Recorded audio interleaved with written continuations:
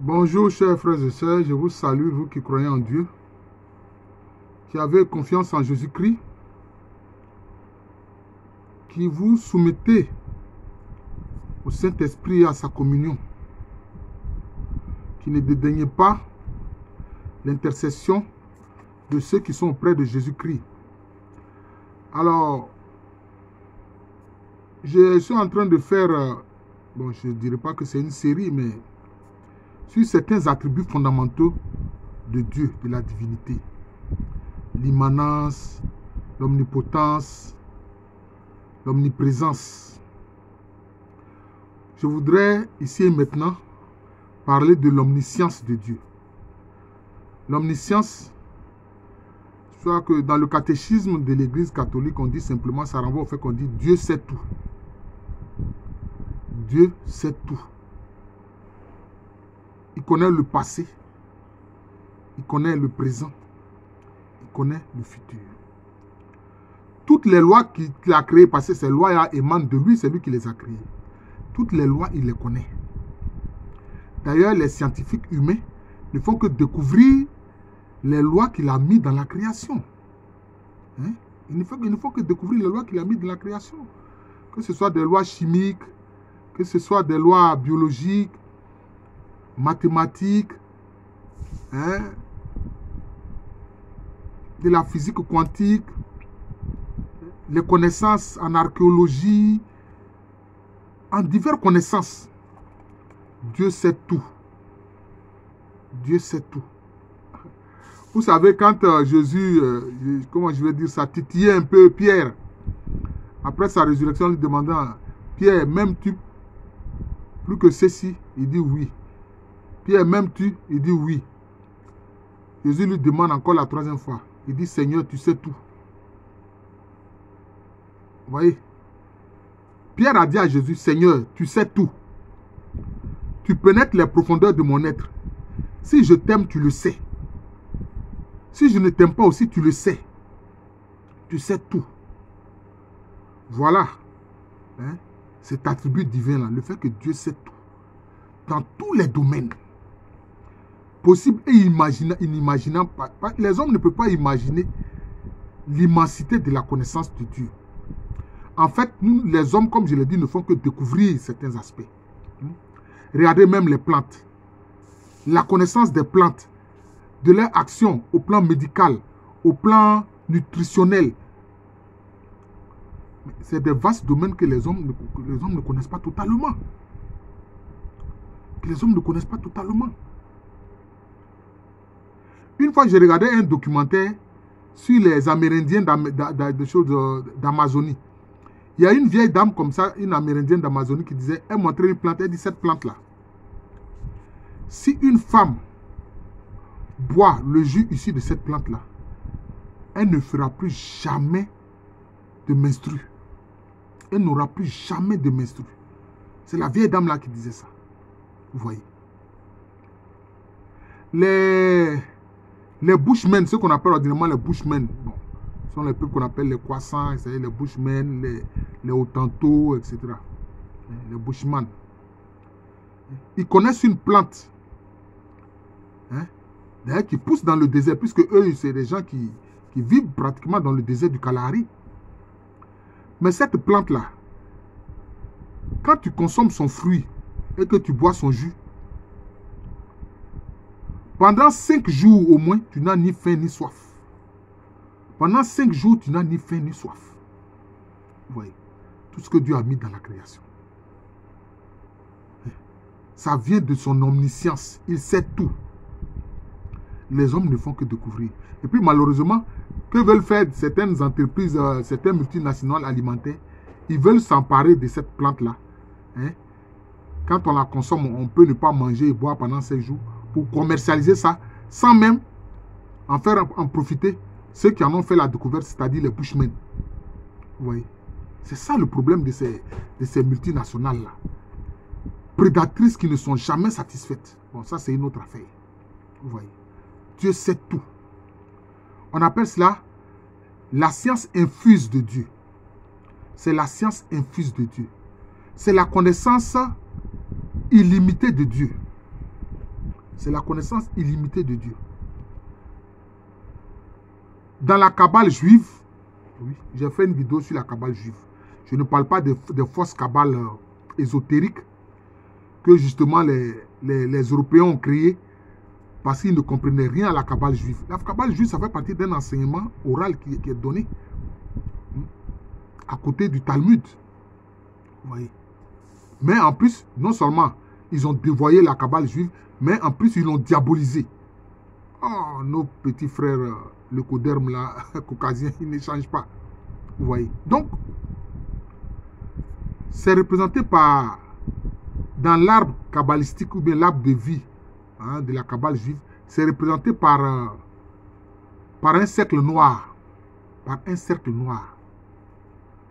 Dans les séphirotes, c'est-à-dire dans les différents plans de descente de l'énergie divine dans la Kabbale juive, on ne cite même pas ça.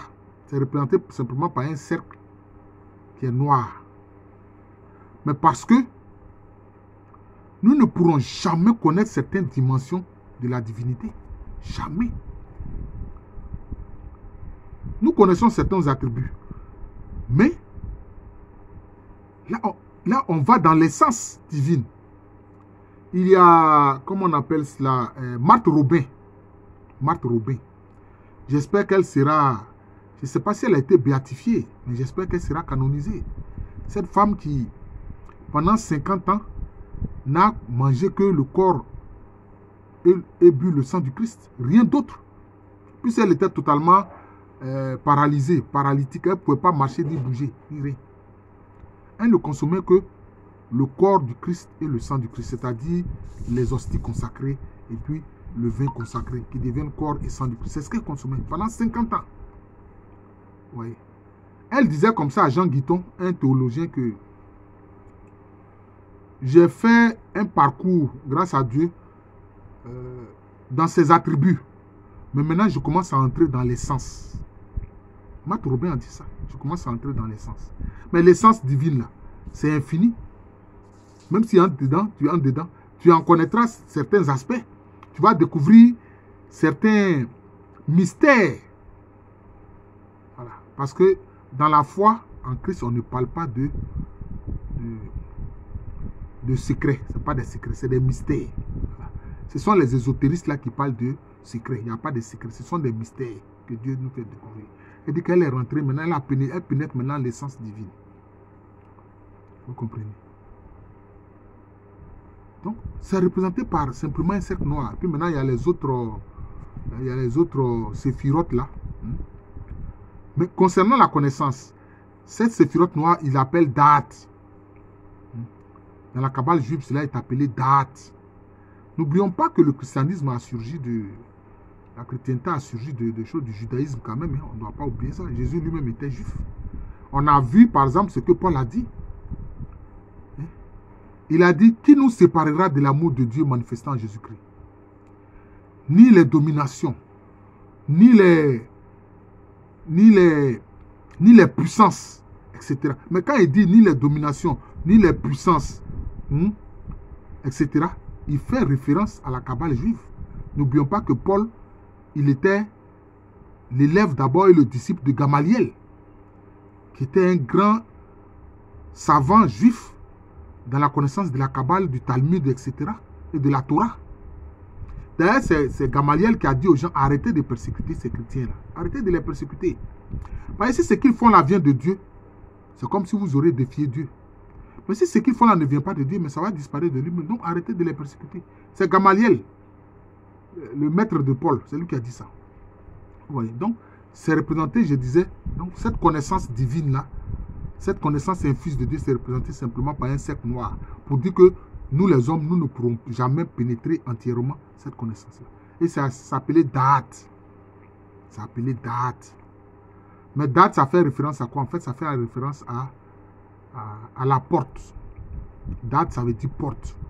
C'est une des lettres c'est une des lettres de l'alphabet hébraïque. Bon, j'ai ça sans doute dans un document là. Bon, je n'ai pas... C'est Date. Ça fait partie de... Date, c'est la porte, c'est une porte. Donc c'est une porte qui donne sur les mystères divins les plus élevés. Mystères divins. Mais à côté, nous avons 2 séphirotes qui entrent aussi dans le domaine de la connaissance divine. C'est ce qu'on appelle Okma, c'est-à-dire la sagesse éternelle de Dieu. La sagesse éternelle de Dieu. Cette sagesse éternelle de Dieu, en fait, c'est le Christ. C'est le Christ. Et vous voyez quand on dit ici sagesse éternelle, bon, on parle éternel, ça fait référence au temps. D'ailleurs, dans la Bible, il y a le livre de la sagesse. Il y a le livre de la sagesse. Il y a Ben Sira le sage. Il y a différents sages qui font quoi? Qui obtiennent une connaissance de la sagesse qui vient de Dieu lui-même. Vous voyez? C'est pour ça que dans le livre de la sagesse, on voit la sagesse qui parle comme étant Dieu. La sagesse dit quand l'Éternel traçait un cercle au-dessus de l'abîme, j'étais là. J'étais là. En fait, la sagesse, c'est la personne du Christ. C'est la parole divine. C'est cette parole, évidemment, qui diffuse la sagesse. La sagesse, c'est le Christ. On appelle ça la sagesse éternelle, Okma. Voilà. Les Arabes, et puis dans l'islam, ils appellent ça Ikma. Vous voyez, Okma, Ikma. On voit que vraiment l'arabe et puis l'hébreu, ce sont les mêmes langues, hein, ce sont des langues sémitiques. Voilà. Oui. Maintenant, il y a quoi? Il y a l'intelligence divine, qu'on appelle l'intelligence infinie. Là, on fait maintenant, quand on dit infini, ça fait appel à quoi? À la notion d'espace. Or, les deux s'imbriquent. C'est pour ça que Albert Einstein a dit, l'espace et le temps, c'est la même chose, c'est la même réalité sur 2 positionnements. L'espace et le temps, là, il a appelé ça l'espace-temps. Il a appelé ça l'espace-temps. C'est la même réalité sur 2 positionnements. C'est à cause de ça que Jésus a dit, parlant du paraclet du Saint-Esprit, il a dit, le terme qu'il a utilisé, c'est comme si un autre moi-même, un autre moi-même viendra à vous, le Saint-Esprit. Oui. Mais le Saint-Esprit, c'est l'intelligence infinie. L'intelligence, c'est le fait de comprendre tout. C'est le fait de comprendre tout. Mais là, quand il dit infini, c'est le fait que Dieu comprend tout. Et c'est lui qui nous fait comprendre. Oui. C'est l'intelligence qui permet de comprendre. Voilà. C'est l'intelligence qui permet de comprendre. L'intelligence infinie, c'est le Saint-Esprit. Et là, dans la Kabbale juive, cela est appelé Bina. Bina, l'intelligence infinie de Dieu.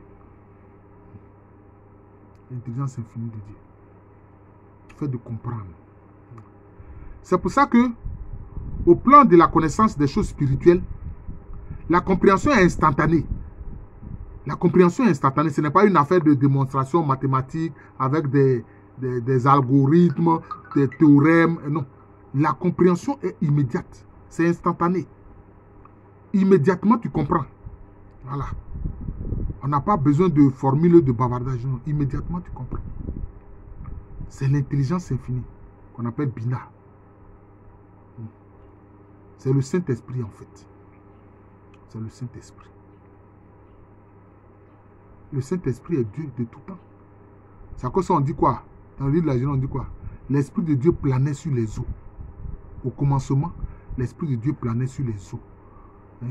Ces eaux-là, c'est ce qu'on appelle les eaux primordiales. Dieu n'a pas encore commencé à parler pour créer, mais déjà il y avait des eaux primordiales qui étaient là sur lesquelles le Saint-Esprit, l'Esprit de Dieu planait. Comme pour les organiser. Comme pour organiser ces eaux-là. Vous voyez. C'était connu de nos ancêtres anciens égyptiens. C'est pour ça qu'il dit, mais la connaissance de Dieu, Dieu donne des révélations à tous ceux qui le cherchent d'un cœur sincère. C'est pour ça qu'il ne faut pas que les chrétiens d'Occident, là, qui n'ont jamais été de bons chrétiens, ont pensé que ouais, c'est eux qui connaissent Dieu et que les autres peuples ne connaissent pas Dieu. Ce n'est pas vrai. Ils ont eu des révélations aussi du Créateur. Vous voyez? Ils ont eu des révélations du Créateur. Le svastika des hindous. Le svastika des hindous, la croix, qu'on appelle la croix en C, ou bien la croix avec des crochets. Que Hitler et puis ses camarades criminels ont dévoyé, qu'on a appelé ensuite la croix gammée. C'est une croix. C'est une manifestation du Créateur. C'est une de ces manifestations. Il se manifeste de cette façon-là. Ouais. D'ailleurs, les Akans aussi connaissaient ça. Le peuple Akan le plus connu, c'est le peuple Ashanti. Ils connaissaient ça. Ils appellent ça en Agni Dengue Blafou. En langue Ashanti, où on dit Denchem Franfou. Ils connaissaient ça. C'est une des manifestations de la divinité. C'est une des manifestations de la divinité. Vous voyez. L'intelligence infinie aussi, c'est lié à cette connaissance-là. Dieu sait tout. Il est la science infuse. Il est la sagesse éternelle. Il est l'intelligence infinie. Et c'est ça qu'on résume en disant Dieu sait tout. C'est ça qu'on résume en disant l'omniscience de Dieu. L'omniscience de Dieu, cette connaissance divine est au-delà de toute connaissance imaginable par l'être humain. Toute connaissance imaginable par l'être humain. Vous comprenez? C'est ça. C'est cela. Alors, je vous remercie. Donc, je viens de faire une autre vidéo sur cette... je n'ai pas envie d'appeler ça série où je montre vraiment des attributs principaux de la divinité. La transcendance divine, l'immanence divine. Je viens de faire maintenant... Il y a aussi l'omniprésence divine. Et puis maintenant, je fais maintenant l'omniscience divine. Mais je vais faire aussi Dieu en tant que Dieu éternel. C'est un de ses attributs, c'est ce qu'on appelle l'éternel. Voilà. Quelquefois dans la Bible, Dieu est appelé l'éternel. Et puis maintenant, le pur amour. Mais je ferai une autre vidéo où vous comprendrez que, curieusement, de ces 5 attributs divins principaux, il y a 5 forces. Les astrophysiciens ont constaté qu'il y a 5 forces principales qui agissent dans l'univers. Est-ce que c'est par hasard si nous avons 5 doigts?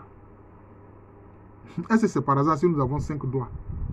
Je ne pense pas que ce soit un hasard. Mais c'est Dieu qui sait. Chez les musulmans, on dit le grand savant. Dieu est le grand savant. Ils appellent ça Alim. Al-Alim. Dieu le grand savant, Al-Alim. Mais Dieu sait tout, en fait. On résume en disant Dieu sait tout.